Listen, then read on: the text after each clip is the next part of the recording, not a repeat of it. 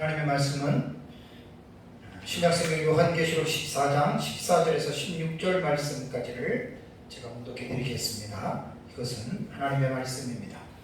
또 내가 보니 흰 구름이 있고 구름 위에 인자와 같은 이가 앉으셨는데 그 머리에는 금별류관이 있고 그 손에는 예리한 낫을 가졌더라. 또 다른 천사가 성전으로부터 나와 구름 위에 앉은 이를 향하여 큰 음성으로 외쳐 이르되 당신의 낫을 휘둘러 거두소서. 땅의 곡식이 다 익어 거둘 때가 이르렀음이니이다 하니 구름 위에 앉으신 이가 낫을 땅에 휘두르매 땅의 곡식이 거두어지니라. 아멘. 예수 그리스도의 재림은 기독교 교리에 매우 중요한 하이라이트가 되는 사건이라고 말씀을 제가 드렸습니다. 성경에는 예수님께서 재림하시기 전과 또 재림하시기 후에 일어나는 사건들에 대해서 분명하게 성경은 교훈하고 있다고 하는 사실을 우리 그리스도인들은 꼭 분명히 알고 있어야 됩니다. 그래서 요한계시록이 대표적으로 예수님 재림 직전에 일어날 종말적인 사건들과 또 예수님 재림하시고 재림 이후에 일어날 사실들에 대해서 사실은 요한계시록이 이러한 책이라고 하는 것 여러분 분명하게 기억을 하셔야 됩니다. 오전 예배에는 예수님께서 재림하시면 양극단이 두 가지 사건이 나타나는데 먼저 제가 불신자들의 모습에 대해서 여러분들에게 말씀을 드렸습니다. 그렇다면 오전에 마지막에 말씀을 드린 대로 오후에는 그렇다면 예수님 재림할 때 성도들은 과연 어떠한 일이 일어날 것인가? 그래서 이 부분을 이제 예수님의 교훈 하나하고 사도 바울의 교훈 두 개를 가지고 먼저 서론적으로 제가 이제 어떻게 되는지에 대한 이 부분을 먼저 살펴보겠습니다. 우선 마태복음 24장을 보셔야 됩니다. 마태복음 24장 29절과 31절에는 제가 오전 예배 때 두 번 이 말씀을 드렸어요. 근데 지금 말씀을 드리는 것은 뭐냐면 마지막 절 31절입니다. 29절을 보면 그날 환난 후에 즉시 해가 어두워지며 달이 빛을 내지 아니하며 별들이 하늘에서 떨어지며 하늘의 권능들이 흔들리라. 예수님의 재림할 때 나타나는 천문학적인 천상적인 하늘에서 일어나는 사건들과 또 이 땅에서 일어나는 사건들을 기록을 했는데 중요한 것은 31절 한번 보세요. 31절에 그가 큰 나팔 소리와 함께 천사들을 보내리니 그들이 천사들을 말하는 거예요. 천사들이 왜 예수님 재림할 때 예수 그리스도의 수종을 들어야 되냐면 그들이 그의 택하신 자들을 하늘 이 끝에서 저 끝까지 사방에서 어떻게 해요? 모으리라라고 하는 단어가 있습니다. 모으리라고 하는 단어 동사잖아요. 동사 여기서 모으리라고 하는 이 단어는 에피시나쿠신이라고 하는 단어입니다. 에피시나쿠신이라고 하는 이 단어는 에피시나고라고 하는 이 단어의 비례형입니다. 비례형인데 능동 3인칭 이제 복수가 돼요. 이제 이 말씀은 뭐냐면 천사들이 예수의 명령을 받아서 택하신 자들을 하늘 이끝 저 끝에서 모으니까 이것은 천사들 입장에서는 능동태가 되는 거예요. 그리고 3인칭 복수니까 천사인 그들 이렇게 되는 해석을 하면 됩니다. 그런데 여기서 동사 에피시나고라고 하는 이 단어는 에피라고 하는 이 전치사는 뭐냐면 그 위에라고 하는 뜻이고요. 그 다음에 쉬나고 그러면 이제 쉬나고게 그러면 회당이라는 뜻이잖아요. 모은다라고 하는 뜻이에요. 그러니까 여기에서 에피시나고라고 하는 이 단어는 함께 모은 것을 말해요. 그리고 또 하나는 추가적으로 모으거나 어떤 것에 대해서 어떤 게 한 장소에 이렇게 추가적으로 모으는 거. 거기에는 이제 물건도 있겠지만 사람도 여러분 여기에 포함이 됩니다. 그래서 에피시나고는 신약 성경에 6번이 사용이 돼요. 제가 좀 시간이 충분하면 6번이 사용된 용례 이거는 금방 할 수가 있는데 제가 이제 성경을 설교할 때 주에 설교를 하다 보니까 쓸데없는 얘기는 안 하잖아요. 그러니까 계속 하다 보면 설교 시간만 늘어나서 이런 부분들은 제가 다 설명을 할 수가 없고 6번 사용된 이 내용에서 이 에피시나고라고 하는 이 단어가 어떤 뜻으로 사용이 됐냐면 이 문맥을 보시면 지금 30절에 29절에서 30절까지 내용을 쭉 보시면 예수님이 재림할 때 천사들과 함께 오는데 예수님은 천사를 시켜서 이 땅에 거하는 택한 자들을 불러 모으는 거예요. 이게 에피시나고라고 하는 뜻이란 말이에요. 다 불러 모아서 한 곳으로 이들을 어떻게 해요? 모은다. 그러면 어디에다가 모으느냐? 이게 지금 중요한 거예요. 그래서 예수님이 공중으로 그렇다고 재림하시잖아요. 그렇죠? 그러면 땅에다가 모으는 게 아니에요. 참 이거는 정말 성경을 이게 한 어떤 부분만 해석하는 게 아니라 성경 전체를 일목요연하게 성경을 이해를 할 수 있어야 되거든요. 땅에다 모을 수가 없어요. 왜냐하면 땅에다 모으면 곧 7번째 대적으로 이 지구가 불에 타서 죽는데 땅에 있는 사람 다 불에 타 죽지요. 그러니까 땅에 모으는 게 아니에요. 예수님이 공중으로 나타나고 공중으로 그들을 에피시나고 함께 모은다라고 하는 말입니다. 자, 다음에 데살로니가전서 4장 16절과 17절 보겠습니다. 바울의 교훈에도 예수님 재림할 때 성도들이 어떻게 되는지 아주 되게 중요한 본문이에요. 데살로니가전서 4장 16절과 17절 보시면 주께서 호령과 천사장의 소리와 하나님의 나팔 소리로 친히 하늘로부터 강림하시리니 재림이에요. 그리스도 안에서 죽은 자들이 먼저 일어나고 요거는 이제 해석이 까다롭기 때문에 나중에 이거는 전에 첫째 거할 때 많이 말씀했는데 요거는 지금 제가 넘어가겠습니다. 17절을 보면 뭐죠? 그 후에 그 다음에 우리 살아남은 자들이라고 하는 말은 뭐냐면 예수님 재림 때 이 세상에서 생존한 성도들을 말하는 거예요. 구원받은 자들. 자, 우리 살아남은 자들도 그들과 함께, 그러니까 죽은 자들 중에서 먼저 일어나는, 모든 죽은 성도는 아니에요. 환난 전 순교자들을 말하는 거예요. 이들이 구할 때 이들과 함께, 그들과 함께 어떻게 해요? 구름 속으로 끌어올려 그랬잖아요. 그죠? 구름 속으로 끌어올려 공중에서 주를 영접하게 하시리라. 그러니까 아까 마태복음 24장 31절에 에피시나고라고 하는 이 동사는 땅에 모으는 게 아니에요. 그 바울의 데살로니가전서 얘기하면 공중으로 그들을 천사들이 다 한 곳으로 모으는 거고, 데살로니가전서 4장 17절에는 분명히 구름 속으로 끌어올린다라는 말이 있습니다. 끌어올려라고 하는 말이 하르파게수마세라고 하는 단어거든요. 헬라어에. 그러면 하르파게수마세는 하르파조의 이 단어는 미래형이고 수동태입니다. 수동태. 그러니까 끌어올려가는 게 자기들 스스로가 올려가는 게 아니라 타에 의해서 어떻게 해요? 끌어올려가니까 마태복음 24장에서 지금 31절을 보면 에피시나고라고 해서 천사들이 지금 성도들을 끌어서 공중에 한 곳에 그들을 모아둔다 그 말입니다. 여기 보면 하르파조라고 하는 이 단어는 뭐 훔치다 혹은 잡아채다 혹은 데려가다라고 하는 뜻이 있거든요. 그래서 동사 하르파조는 신약 성경에 14번이 나와요. 제가 설교할 때 제가 보는 원어 사전이 있습니다. 바이블 렉스라고. 거기 보면 참 너무 좋아요. 종이책 일일이 볼 필요도 없고 아주 뭐 모든 성경 전체가 그 성경 사전에 다 나오니까 얼마나 도움이 되는지 몰라요.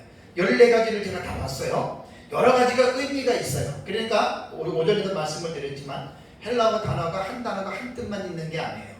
유일하게 한 단어에 한 뜻만 있는 언어가 라틴어예요. 라틴어는 2가지 뜻이 없다 그래요.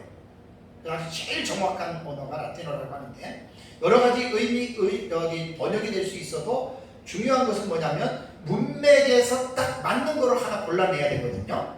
그래서 14번 신약성경의 하르파조가 14번이 사용이 됐는데 거기에서 쭉 보면 다 다른 어떤 의미로 비슷한 것도 있고 다른 의미가 있는데 그 중에서 본절에서 딱 어떤 이 하루파주가 잡아채다 하고 데려가다라고 하는 의미잖아요.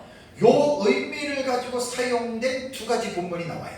그것이 사도행전 8장 39절과 고린도후서 12장 2절인데, 사도행전 8장 39절을 보면은 그 빌립 집사가 에티오피아 내시에게 복음을 전하죠, 그렇죠? 그러고 나서 이제 세례를 주고 39절을 보면 둘이 물에서 올라올새 주의 영이 빌립을 이끌어간지라고 했어요. 주의 영이 빌립을 이끌어갔다라고 하는 말이 하루파주라고 하는 단어를 쓴 거거든요. 자, 영이 그를 이끌어갔으니까 어떻게 해요? 공중 이동을 공중으로 해서 다른 장소로 하나님의 성령이 특별하신 섭리예요. 그렇게 했고요. 고린도후서 12장 2절을 보면 내가 그리스도 안에 있는 한 사람을 아노니 그는 14년 전에 셋째 하늘에 이끌려간다. 이끌려갔다라고 하는 말이 하루파주 동사예요. 그러면 두 가지 본문에서 사용된 단어들은 분명히 단어가 달라요. 에피슈나고하고 하루파주는 단어가 분명히 다른데 의미를 볼 때는 같은 의미예요. 같은 의미예요. 그래서 마태복음에 사용된 에피슈나고는 땅에 있는 성도들을 천사들이 공중으로 끌어올려서 함께 모으는 것이고, 데살로니가전서에 사용된 하루파주는 이것도 데려가다는 거예요. 그러니까 누가 데려가는지에 대해서는 데살로니가전서에서는 설명을 안 했는데, 마태복음으로 미루어 볼 때는 천사들이 하늘이 끝에서 저 끝까지 땅에 있는 성도들을 공중으로 그들을 데려가는 거예요. 잡아챘다는 말입니다. 그래서 두 본문에서 교훈하는 중요한 의미는 뭐냐면, 예수님께서 재림하실 때에 이제 세상의 심판은 다음 주에 제가 구체적으로 설교를 하는데, 이 세상에 생존하는 성도들은 공중으로 그들을 끌어올린다는 말입니다. 이거는 성경입니다. 이거는 뭐 신학적인 어떤 사람들이 만든 교리가 아니고 지금 마태복음과 데살로니가 전서에서 말하는 성경의 하나님의 말씀입니다. 그러니까 이것은 분명하게 예수님 재림할 때 이러한 사건이 일어난다, 우리는 이렇게 믿는 건데, 안타까운 사실이 하나 있습니다. 일부이기는 하지만 일부 무천년 종말론을 신봉하는 사람들은 휴거, 이 끌어올린다는 말에 대해서 휴거라고 하는 용어거든요. 끌어올리는 거니까 이것을 휴거 자체를 부인하는 사람들이 있어요. 근데 나는 그분들 충분히 이해합니다. 왜 무천년자들이 휴거는 없다라고 소리를 내냐면, 극단적인 세대주의자들의 그릇된 주장 때문에 반론으로 나온 거예요. 반론으로. 자, 세계주의는 19세기에 출현했죠. 그들의 대표적인 교리가 많이 있지만 그 중에 하나가 뭐냐면 휴거에 대한 교리입니다. 그 세대주의 종말론자들에 의하면 예수님 재림할 때가 아니고 예수님이 재림하시기 직전에 한 일회의 기간이 올 때, 세대주의자들은 한 일회를 7년 다 대환란으로 보잖아요. 그렇죠? 그럼 대환란이 일어나기 전에 이제 예수님이 공중으로 재림한다고 이야기를 합니다. 사람들 보이지 않게. 근데 이건 늘 말씀드리니까 틀린 말이에요. 근데 그들은 그렇게 가정적인 설을 만들어 놓고, 그리고 나서 한일의 7년 대환란이 시작되기 전에 세상에 살고 있는 교회들은 환란을 당하지 아니하고 공중으로 휴거시킨다는 거예요. 휴거. 랩처라고 이야기를 하죠. 영어로 랩처. 그런데 세대주의자들에게는 이 환란 전 휴거 사상이 엄청나게 중요한 사상이에요. 그들에게는. 그리고 이제 성도들이 공중에 이제 올라가서 예수님과 함께 이 땅에서는 7년 대환란이 일어나는 가운데에 성도들은 공중에서 예수님과 함께 혼인잔치를 드린다. 이게 세대주의자들이 말하는 건데 전혀 우리 역사적 전천년하고는 다릅니다. 우리 역사적 전천년에서 동의하는 내용이 아닙니다. 자, 그렇다면 세대주의자들에 의해서 많은 사람들에게 알려졌던 휴거라고 하는 의미가 뭘까요? 자, 휴거라고 하는 의미를 한번 한자 어는요, 들어올릴 휴 혹은 이끌 휴예요. 끌 휴자에다가 들 거, 들릴 거, 그런 뜻이에요. 그러니까 무엇인가를 끌어서 들어 올리는 것, 이게 우리말의 휴거라고 하는 한자의 정의고요. 우리말 사전을 찾아보면 휴거에 대한 사전적 정의는 그리스도가 세상을 심판하기 위해 재림할 때 구원받을 사람을 공중으로 끌어올리는 일로 우리말 사전에는 정의를 합니다. 이게 맞는 말입니다. 왜냐하면 그리스도가 세상을 심판하기 위하여 재림할 때, 이게 지금 우리가 말하는 오전에도 여러분들에게 말씀드린 예수님의 재림이거든요. 그러니까 휴거는 언제 일어나느냐? 예수님 재림할 때에 그때 성도들이 공중으로 올라간다. 그게 마태복음 24장과 데살로니가전서 4장에 있는 말씀, 그 말이거든요, 이게. 근데 세대주의자들의 주장에서 뭐가 다르냐면, 예수님이 한일의 7년 환란 전에 공중으로 재림한다. 그거 틀린 거예요. 그리고 재림할 때 지상에 살고 있는 성도들 올라간다. 그것도 성경에 없는 얘기예요. 그리고 그 세대주의자들은 환란 전 휴거에서 그들에게는 엄청나게 중요한 사상인데 우리는 그것을 받아들이지 않아요. 우리는 그 동의할 수가 없다라는 말입니다. 특히 예수님의 재림이 세대주의자들은 두 번 얘기를 하잖아요. 7년 환란 전에 공중 재림, 그 다음에 7년 환란이 끝나면 지상 재림. 이거는 어느 성경을 봐도 이런 내용은 없습니다. 상당히 위험한 이거 지금 내용입니다. 이건 정말 기가 막힌 너무나 위험한 내용이에요. 그래서 계시를 어떻게 보면 더했다라고 말할 수가 있습니다.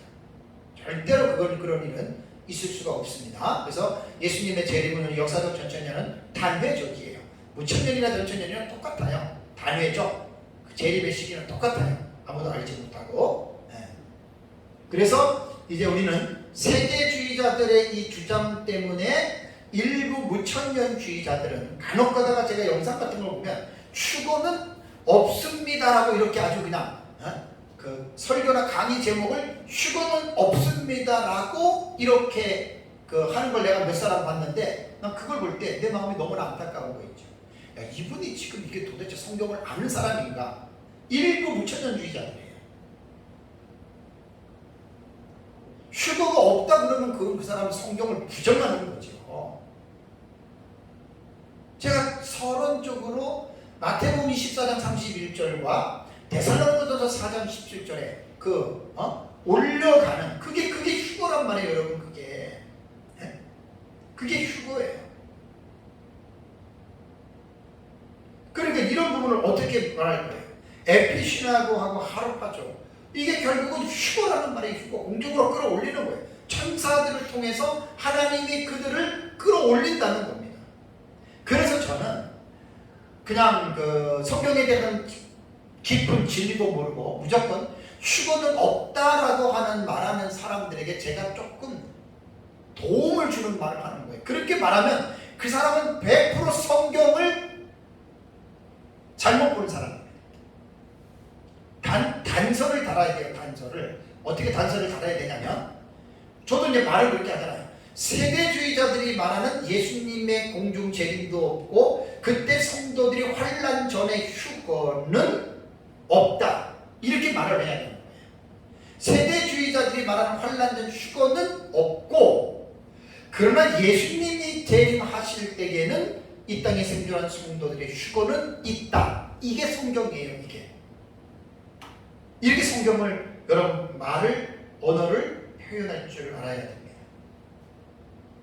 그래서 휴거라고 하는 말은 사람이 만들어낸 용어도 아니고 인위적으로 만든 교리가 아니라 성경이 우리에게 말하고 있는 겁니다. 예수님이 그렇게 말씀하셨고 사도 바울이 그렇게 우리에게 교훈했기 때문에 예수님 재림 때에는 성도들은 이 땅에 있을 수가 없습니다. 천사들에 의해서 공중으로 올라간다, 그 말입니다.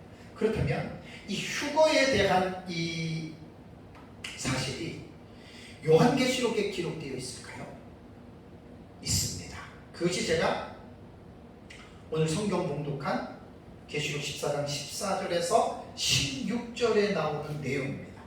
자, 계시록 14장 14절에서 20절은 두 가지 추수에 대한 내용이 나와요. 14절에서 16절까지는 익은 곡식의 추수이고 17절부터 20절은 땅에 익은 포도송이의 추수입니다.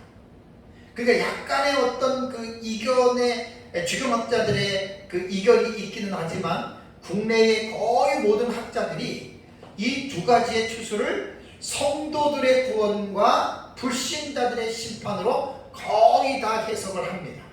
그래서 저도 보편적인 그런 또 견해를 따라서 이 부분은 똑같이 오늘 제가 설교할 내용은 성도들의 구원, 이게 휴거고요. 휴거가 되는 거고 외순절인데 뒤에 이제 17절부터 20절에 나오는 거는 익은 포도 송이를 발로 짓밟는 것은 이거는 불신자들의 7번째 대접 심판입니다.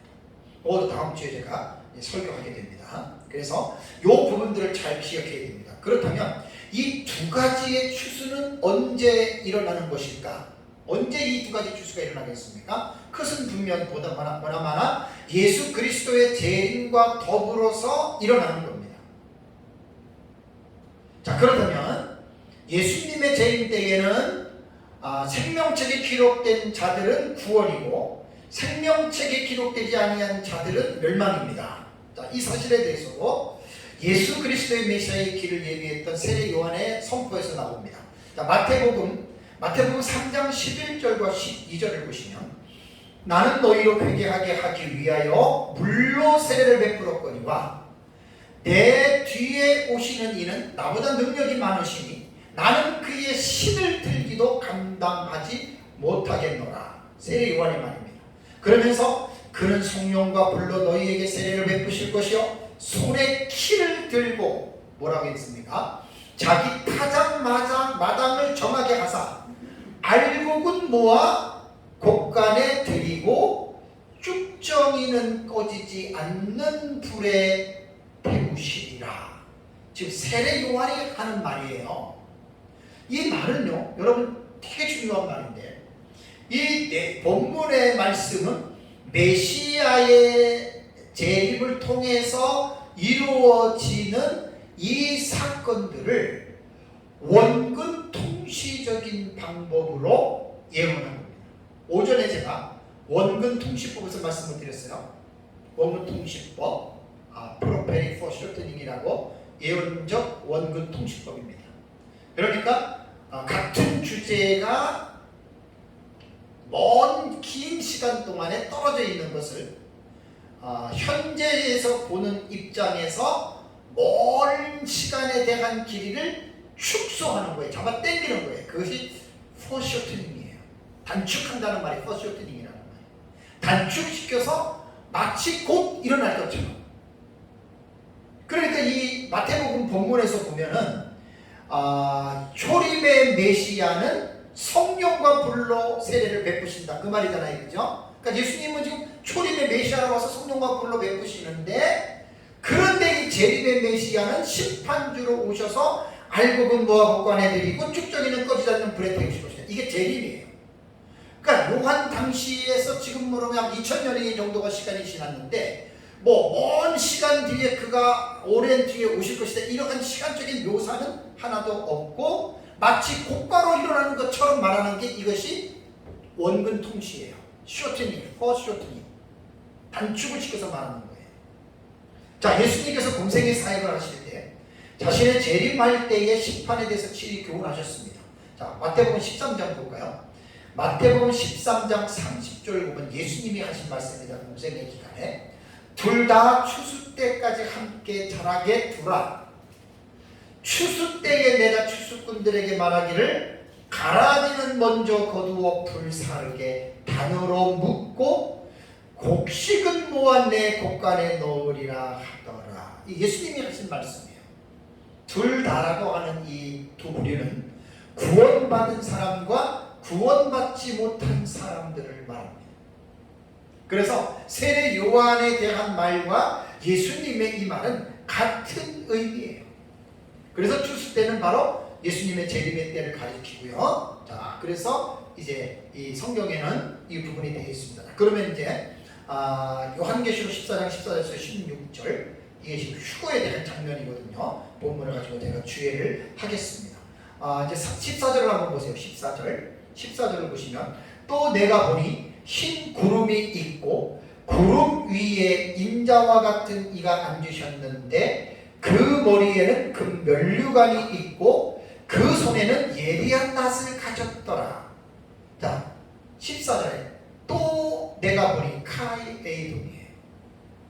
이게 오버랩핑이라고 그랬잖아요. 오버랩 되는 거. 내가 보니 또 내가 들으니 내가 보니 또 내가 보니 또 들으니 이렇게 나옵니다. 카이에이돔이라고 하는 게 그런 말이에요. 또 내가 봤어요.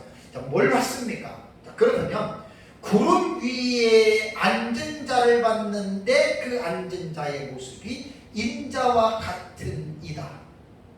그리고 머리에는 금면류관이 있고 손에는 예리한 나사가 있다. 이걸 지금 본 거예요. 그러면 하나하나 살펴보겠습니다. 자, 구름 위에 앉은 이는 누구입니까? 자, 구름 위에 앉은 이를 사도 요한은 인자와 같은 이 비유적으로 인자와 같다라고 묘사했습니다.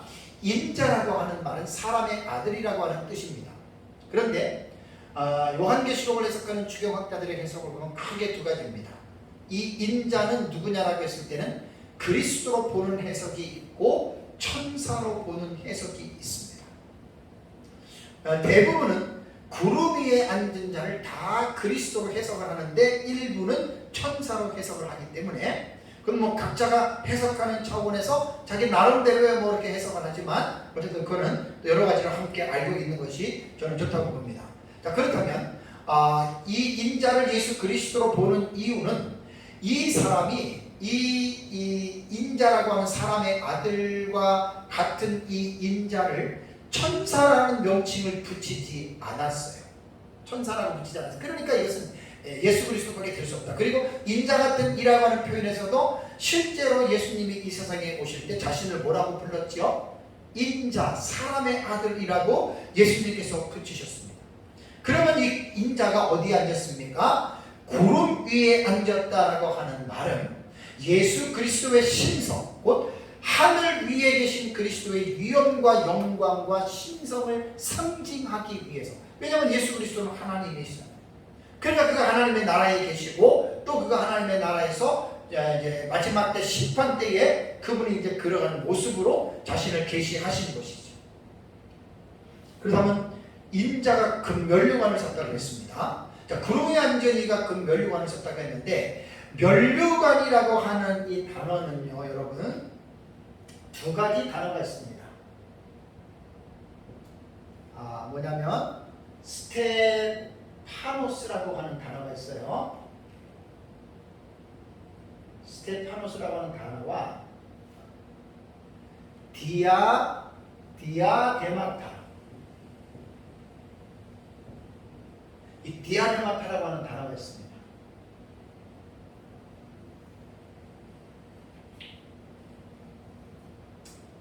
스테파노스, 그 다음에 디아데마타. 요 면류관이 요 헬라어에서는 두 가지로 쓰이거든요. 스테파노스와 디아데마타인데 기본적으로 약간의 차이가 있습니다. 디아데마타는 보통 왕이 쓰는 왕관을 의미하고요. 스테파노스는 이긴 성도들이 쓰는 면류관으로 대체적으로 이렇게 표현을 하는데 이것이 다 그렇게 되는 게 아니에요. 왜냐하면 사탄도 쓴 왕관이 디아데마타로 헬라어 표기를 했거든요. 그러면 여기에서 어떤 사람은 그래요. 구름 위에 앉은 이가 면류관을 썼는데 이 면류관을 헬라어로는 디아데마타가 나오는 거예요. 디아데마타니까 이것은 예수님이 될 수 없다라고 이렇게 이야기하는 학자들이 있습니다. 그런데 이 지금 요한계시록 14장 14절에는 스테파노스라고 하는 단어거든요. 이 인자가 쓴 면류관이. 그러면 왜 이것이 예수님으로 해석해도 문제가 없느냐라는 것은 스테파노스의 특징이 뭐라 그랬죠? 이긴 자들에게 주어지는 상으로서 면류관이에요. 또 금면류관이잖아요. 금이라고 하는 말은 최상을 의미하는 것입니다. 그러니까 이 금면류관이라고 하는 말은 최상의 승리자가 쓸 수 있는 면류관인데 예수님을 이 금면류관을 쓴 것으로 해석해도 틀리지 않는 이유는 계시록 5장을 보면 나오잖아요. 예수님은 십자가의 죽음과 부활을 통해서 마귀를 이기신 최상의 승리자. 일곱 인을 뗄 때에도 이긴 자가 뗀다 그랬죠. 그죠? 그러니까 예수님은 진정으로 이긴 자이시거든요. 그러니까 이긴 자이시기 때문에 그분은 왕으로서의 디아데마타라고 하는 이 왕관을 쓰시는 것이 당연하지만 그는 또 이 지상사역에서 이긴 자였기 때문에 당연히 스테파노스라고 하는 이 면류관을 쓸 수 있는 유일한 분이십니다. 왜냐하면 인간은 디아데마타를 쓸 수가 없어요. 왕들만 쓴 왕관을 사람은 쓸 수 없어요. 근데 예수님은 두 가지를 다 쓸 수 있는 이런 합당한 분이시다라고 하는 말입니다. 다음에 이제 15절을 보겠습니다. 여기 이제 예리한 낫이라고 하는 14절에서는 그냥 낫은 뭐 그대로 문자적으로 추수할 때 낫으로 이렇게 그 별을 뺄 때 그런 식으로 생각하면 됩니다. 자, 그 다음에 이제 15절을 보겠습니다. 15절 보면은 또 다른 천사가 성전으로부터 나와 구름 위에 앉은 이를 향하여 큰 음성으로 외쳐 이르되 당신의 낫을 휘둘러 거두소서 땅의 곡식이 다 익어 거둘 때가 이렇음이니이다 라고 말을 했습니다. 여기 보면 15절에 또 다른 천사의 모습이 요한의 시야에 들어갔습니다. 또 다른 천사라고 하는 말은 뭐냐면 그 앞에 언급한 세 천사가 나와요. 그 14장 6절부터 6절, 8절, 9절을 보면 세 천사가 나오는데 그 천사와 구별되는 천사, 그래서 또 다른 천사라고 말하는 새롭게 등장하는 천사가 나옵니다. 그런데 이 천사가 어디로부터 나와요? 하나님의 성전으로부터 이 천사는 나왔습니다. 그리고 구름 위에 앉은 인자 같은 이에게 말을 합니다. 이런 것들을 볼 때 성전으로부터 이 천사가 나왔기 때문에 하나님의 명령을 신속히 수행하기 위해서 이 천사가 나온 것으로 볼 수가 있어요. 자, 이 천사가 구름 위에 앉아있는 인자를 향해서 뭐라고 합니까? 당신의 낫을 휘둘러 거두소서 땅의 곡식이 다 익어 거둘 때가 이르렀음이니이다 라고 이렇게 말을 했습니다. 그러니까 그 성부 하나님의 명령으로 우리는 볼 수가 있는 거죠. 땅에 익은 곡식은 뭘 말할까요? 본문에 기록한 익은 곡식은 알곡입니다. 알곡. 비유지요.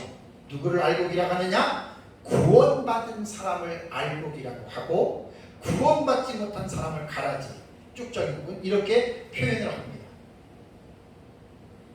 근데 요한계시록에 보면은 예수 그리스도의 재림 직전에 이 땅에 사는 성도들 두 가지입니다. 이건 사실 되게 중요합니다. 요한계시록을 깊이 연구해서 이러한 부분들을 구분을 해놨거든요. 표면적으로 볼 때는 이거를 알아낼 수가 없는데 요한계시록을 연구를 하면 결국 이 땅에 사는 사람들을 두 가지로 묘사를 하는데 여러분 이거 되게 중요합니다. 요한계시록을 보면은 이긴 자가 나오고 진 자가 나와요. 그러니까 신앙생활에서 이긴 자와 진 자라고 하는 말입니다. 자, 이긴 자는 이건 이제 제가 후삼년반 들어갈 때 여러 데 설교를 했어요. 뭐냐면 첫 번째는 예비처에 있는 사람들과 두 번째는 여자의 남은 자손 중에 생존자들, 세 번째는 유대인의 남은 자들 중에 생존자들입니다. 이 사람들을 가리켜서 우리는 요한계시록에서 이긴 자라고 말을 합니다. 이거 지금 잘 이해를 해야 돼요. 요한계시록에서. 그러면 진자는 뭐냐? 진자는 요한계시록에서 제가 여러분들에게 말씀드리는 이 진자에 대한 의미는 뭐냐면 구원을 받았는데 7년 환란기 동안에 특히 후 3년반에서 여자의 남은 자손이나 유대인의 남은 자손들 중에서 짐승의 표를 받지 않아서 어떻게 되는 자가 있어요? 죽은 성도들이 있습니다. 요 자들을 진자라고 부른다고 하는 것을 꼭 기억을 해요. 이거는 그냥 요한계시록을 설렁설렁 읽어서는 저 사상을 지금 끄집어낼 수 없습니다. 그러니까 3년반에 떨어진 여자 남자들 중에 유대인 남은 자손들 중에 결국 짐승의 표 때문에 안 받다가 결국은 그대로 죽는데 요한계시록 13장 8절이라든가 15절이라든가 이런 경우에는 짐승의 뼈를 받지 않으려고 하다가 많은 사람들이 죽잖아요. 그 사람을 우리는 진자라고 부른다는 거예요. 그렇다면 여기서 오해를 하면 안 될 것이, 예수님 재림 시에 이긴 자와 진자를 구분하는 이유는 구원에 대해서 논하는 게 아니에요. 이긴 자는 천국 가고 진자는 지옥 간다. 절대 그런 용어가 아니에요. 지금 저거는 천년 왕국에 들어가느냐 못 들어가느냐에 대한 구분법입니다. 근데 천년 왕국은 누가 들어가냐면 이긴 자가 들어가고, 진자는 구원받아요. 죽는 순간에 천국 가니까 영원히 구원은 받지만 육체가 죽었기 때문에 그들은 천년 왕국을 들어가지 못한다. 바로 이 부분입니다. 그래서 요한계시록에서는 이 사실을 표면적으로 끄집어낼 수가 없어요. 그래서 요한계시록을 깊이 연구를 하면 요 두 가지의 구도가 딱 나와요. 그래서 후삼년반의 대환란에 떨어지지 말라. 그래서 요한계시록은 7교회를 향해서 공의 하신 말씀이 이기는 자는 니콘티예요. 현재 분사형이에요. 계속 이겨요.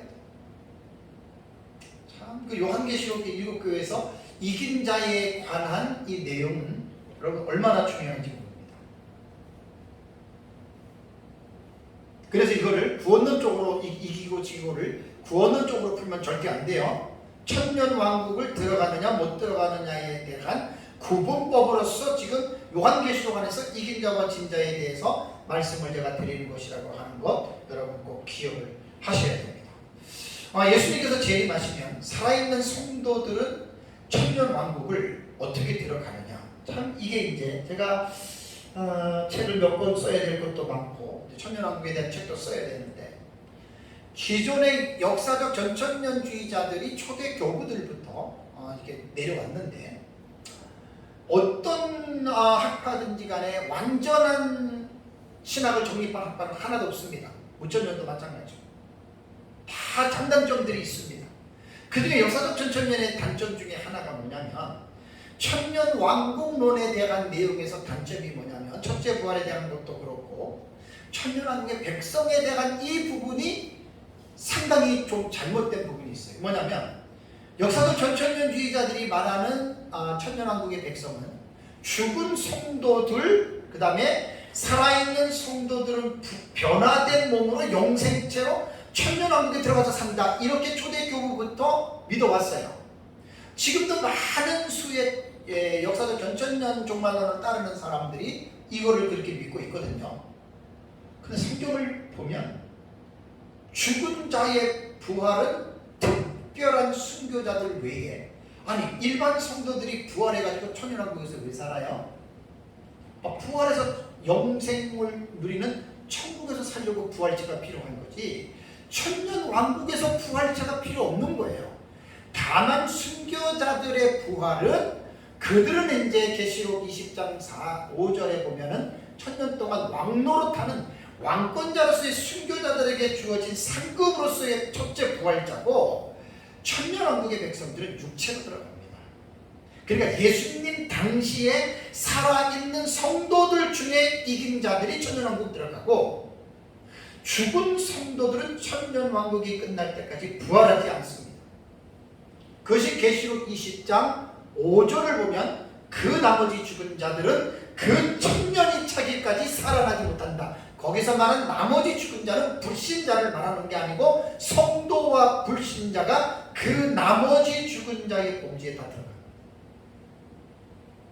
요한계시록은 정확하게 해석을 하셔야 돼요. 그래서 오전에 제가 여러분들한테 예수님의 재림을 앞두고 마지막 결론 부분에서 여러분들한테 제가 적용하는 부분에서 좀 강력하게 외쳤던 말씀들이 있잖아요.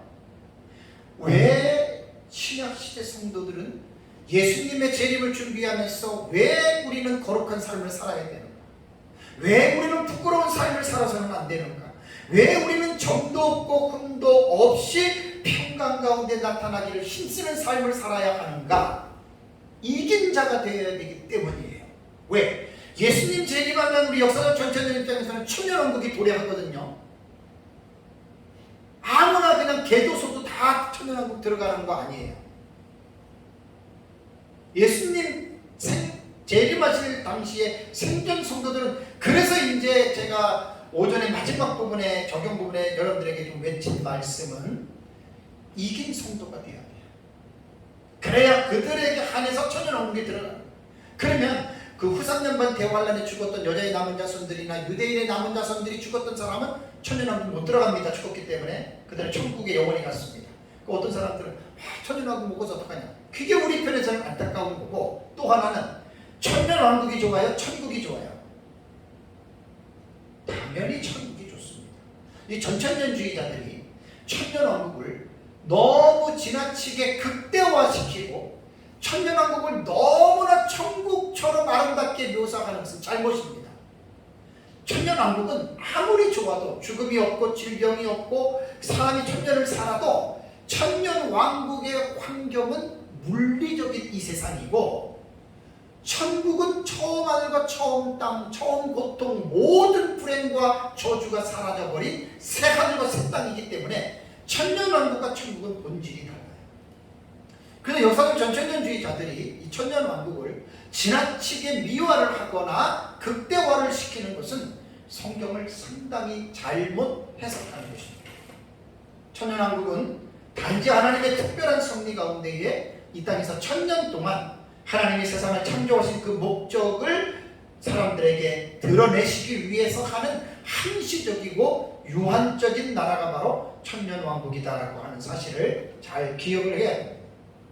그래서 제가 오전에 말씀드린 대로 예수님 재림할 때, 그래서 우리가 점도 없고 흠도 없이 평강 가운데 나타나기를 힘쓰고 흠없이 보존되기를 원하고 그 앞에서 부끄럽지 않게 하려고 여러분, 우리는 신약세 성도는 살아야 된다는 거예요. 왜냐하면 우리에게는 예수님 재림 당시에는 천년왕국이라고 하는 특권이 그들에게는 주어졌어요. 만약에 우리가 지금 죽었다, 그럼 우리는 천년왕국과는 상관이 없어요. 그러다가 뭐 천년왕국 상관이 없다고 뭐 우리가 무슨 뭐 아쉬운 거 없어요. 우리는 더 좋은 천국을 갔으니까. 그러니까 하나님의 어떤 그 계획 속에 천년왕국이 들어가 있다라고 하는 거, 그걸 여러분 좀 생각을 해야 되고, 나중에 제가 천년왕국은 또 기회가 되면 책으로도 쓰려고 다 이제 준비하고 있으니까 여러분들도 기도해 주시면 감사하겠습니다. 자, 그러면 익은 곡식의 추수라고 하는 말은, 자, 이제 예수님께서 재림하실 때에 생명책에 기록된 자 중에서 세 부류의 인성, 요 사람들이에요. 예비처에서 후삼년 만에 머리털 하나도 상하지 않고 보호받고 있었던 요 사람들, 여자의 남은 자손들 중에 생존자들, 유대인들의 남은 자들 중에 생존자들. 그래서 도표를 보시면 여기에 하늘색과 빨간색 두 개가 있죠, 그렇죠? 요 세 부류가 휴거가 되는 거예요. 요 세 부류가. 그래서 익은 곡식의 추수라고 하는 말은 바로 요 익은 곡식은 저 생존 성도들, 이긴 자들, 저들을 말합니다. 그럼 16절을 보시죠. 16절에 자, 구름 위에 앉으시니가 낯을 땅에 휘두르매 땅의 곡식이 거두어지니라. 자, 낯을 땅에 휘두른다라고 하는 실제적인 표현은 땅에 생존해 있는 모든 성도들을 공중으로 여기서 끌어올리는 거예요. 아까 마태복음 24장과 데살로니가서 4장 17절에 헬라어 제가 말씀을 드렸잖아요, 그죠? 바로 그게 휴거라는 거예요. 이게 요한계시록 14장에서는 낯을, 예비한 낯을 땅에 휘둘러서 곡식을 거두었다라고 이렇게 비유적으로 표현을 했다라고 하는 말입니다. 그래서 곡식이 거두어졌다라고 하는 말이 공중으로 이끌려간 상태를 말하는데, 이것을 사실 신학적으로 표현하면 휴거라고 부르면 돼요. 휴거. 그러니까 휴거라고 하는 말은 뭐냐면 우리말이거든요. 우리말의 의미이고, 이 휴거라고 하는 이 부분은 헬라어하고 히브리어에서 제가 마태복음에 사용된 에피시나고 하고, 그 다음에 데살로니가에 사용된 하르파죠. 이게 휴거예요. 그러니까 이 에피시나고하고 하르파조라고 하는 예수님이 사용하고 사도 바울이 사용했던 이 헬라어를 우리말로 번역하면 휴거가 가장 여러분 적당한 말입니다. 휴거. 그들 공중으로 그들을 끌어올렸다라고 하는 말입니다.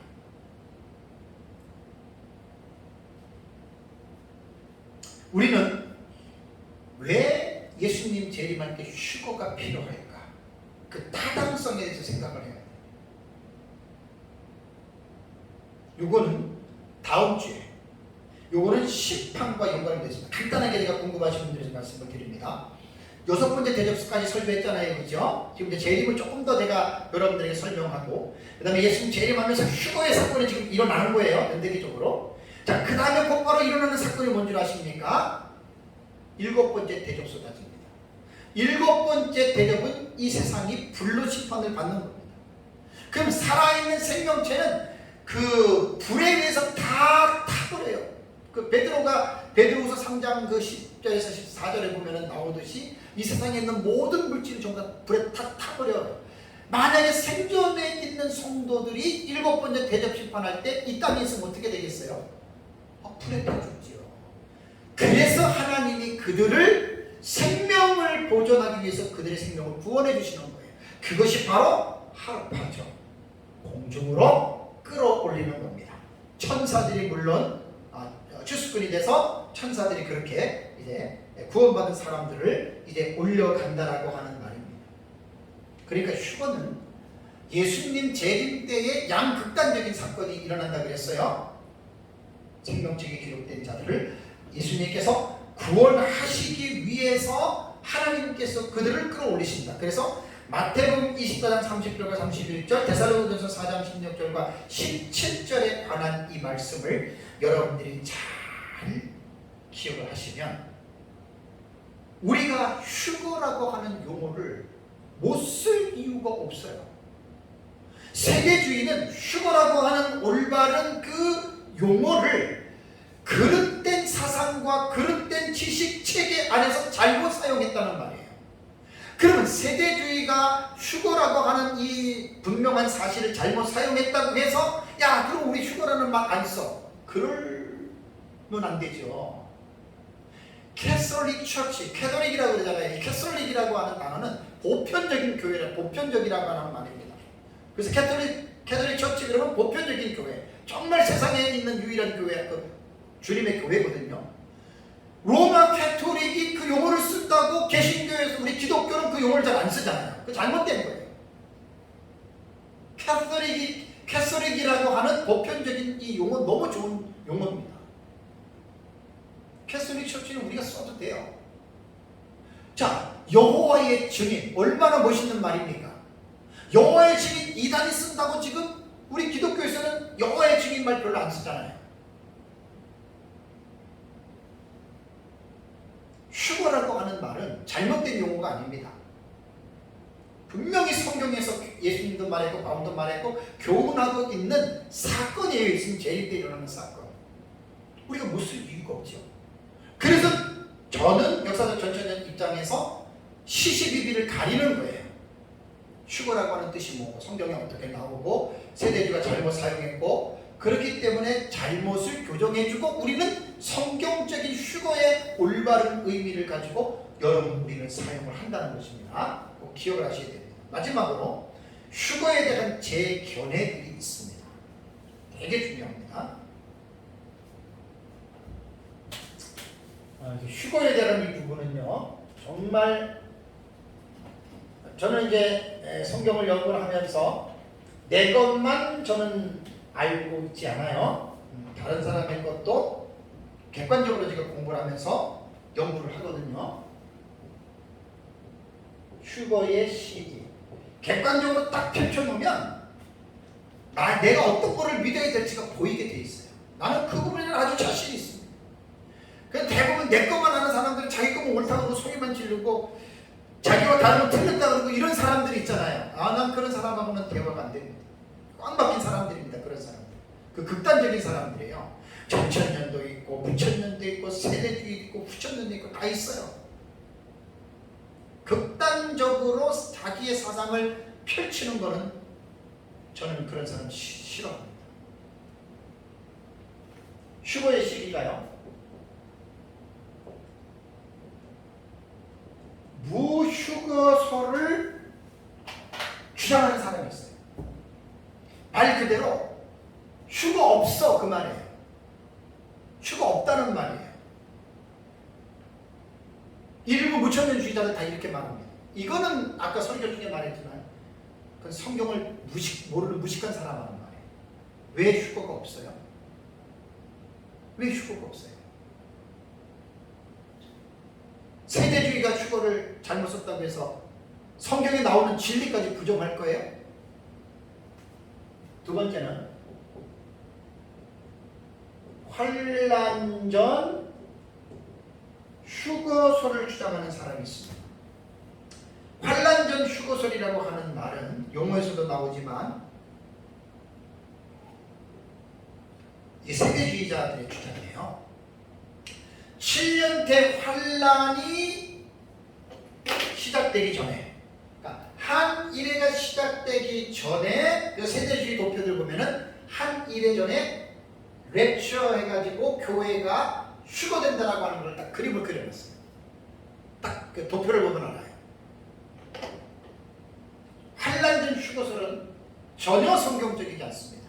그래서 세대주의자들이 즐겨 쓰는 게 계시록 4장 1절에 하나님께서 요한에게 새로운 계시를 보여주시기 위해서 반모섬에 있는 사도 요한에게 이리로 올라오라라고 하는 말씀을 하잖아요. 4장 1절에 이 후에 내가 보니 하늘에 열린 문이 있는데 내가 들은 바 처음 내게 말하던 나팔소리 같은 음성이 이르되 이리로 올라오라. 이 이리로 올라오라라고 하는 이 말씀을 가지고 교회가 올라갔다. 환란전이 휴거된다. 이게 세대주의자들의 주장입니다. 도무지 이것은 동의할 수도 없고 받아들일 수도 없습니다. 근데 이상하게요. 세대주의 신학에 한번 딱 매력에 빠지게 되면 이게 믿어지는 거예요. 이게 믿어지는 거예요. 그런데 일부 개정 세대주의나 뭐 점진적 세대주의자들 중에서는 요거 이리로 올라오라 이거 휴거 아니다 이렇게 말하는 사람도 있기는 해요.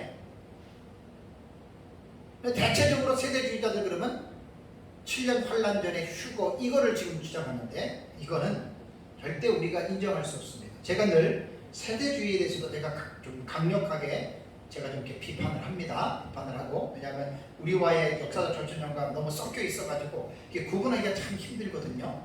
그래서 제가 세대주의를 내가 변호하려고 하는 게 아니라 비판을 할 때에도 건전한 비판을 해야 됩니다. 건전한 비판을 해야 됩니다. 어떤 사람들은 세대주의는 이단이라고 하는 사람, 그 사람이 극단적인 사람입니다. 전천년에도 무천년. 잘못된 해석 많아요. 그렇지만 이단은 아니에요. 지금 현재 미국이라고 하는 나라 안에서 내가 늘 말씀드리잖아요. 유명한 신학교 가운데에 세대주의 신학교가 달라스, 그레이스, 탈보, 바이벌, 유니버시티 다 세대주의 학교예요. 이 학교 나쁜 학교 아니에요. 한국의 많은 목사님들이 여기서 박사학위 받은 사람만 해도 엄청날걸요 아마. 지금도 공부하고 있어요. 복음주의권 안에 들어있는 신학교. 그래서 사실 세대주의의 정말 그 위험한 거는 클래식 디스펜세이셔널리즘이라고 그 클래식 초기 그 고전적 세대주의가 있어요. 다비에 의해서 시작된 거. 그게 사실은 많이 위험합니다. 미국의 스코필드에 의해서 미국에 좀 전파가 되면서 그건 좀 위험해도 개정 세대주의와 점진적 세대주의는 지금 많이 변화됐다 그래요. 그래서 우리는 남을 비판할 때에는 설교도 그렇잖아요. 어떤 사람 설교 하나만 딱 듣고 그 사람의 설교를 비판할 수 없어요. 많이 들어봐야 돼요. 근데 어떤 사람들은 하나의 설교만 딱 듣고도 그냥 딱 이렇게 말하는 경우인데 그건 조금 조심해야 돼요. 그리고 사람은 누구나가 변화가 되기 때문에 10년 전이든가 5년 전이든가 잘못된 것을 수정할 수도 있는 거예요. 그래서 사실 비판이라고 하는 것은 결코 쉽지 않습니다. 근데 함부로 비판을 하는 사람들 있잖아요. 그 사람들은 자기가 하나님이라고 착각을 하기 때문에 그렇습니다. 그런 사람들이 의외로 많습니다. 저도 뭐 그렇게 그런 실수를 저도 저지를 수 있는 위험성이 저에게도 있어요. 저도 뭐 이전에 잘 모를 때는 많이 그랬던 것 같은데 피차에 그걸 조심해야 돼요. 재판자와 입법자는 하나님 한 분입니다. 다음에 세 번째는 환난 중 휴거설이 있어요. 환난 중에 말 그대로 7년 환난 가운데에 이제 그때 휴거가 된다라고 하는 말입니다. 그러면 환난 중 휴거설에는 후 3년만 시작될 때 휴거가 된다라고 말하는 사람이 있어요. 이 사람들은 간단해요. 후 3년만 대환란이 떨어지는데 어떻게 성도들이 대환란을 견딜 수 있겠는가? 그런데 이분들의 아쉬움이 뭐지요? 예비처를 못 본 거예요. 예비처를. 그리고 두 번째는 7번째 대접 심판 전에 휴거한다. 이게 환난 중 휴거설에서 말하는 내용들이에요. 7번째 대접이 제가 이제 지난주와 주지난주 선교했잖아요. 하나님의 진노를 가득히 담은 마지막 재앙이라고 그랬죠. 그죠? 마지막 재앙. 그러니까 어떻게 성도들이 7 대접의 이 재앙을 받을 수가 있겠는가 그 말이거든요.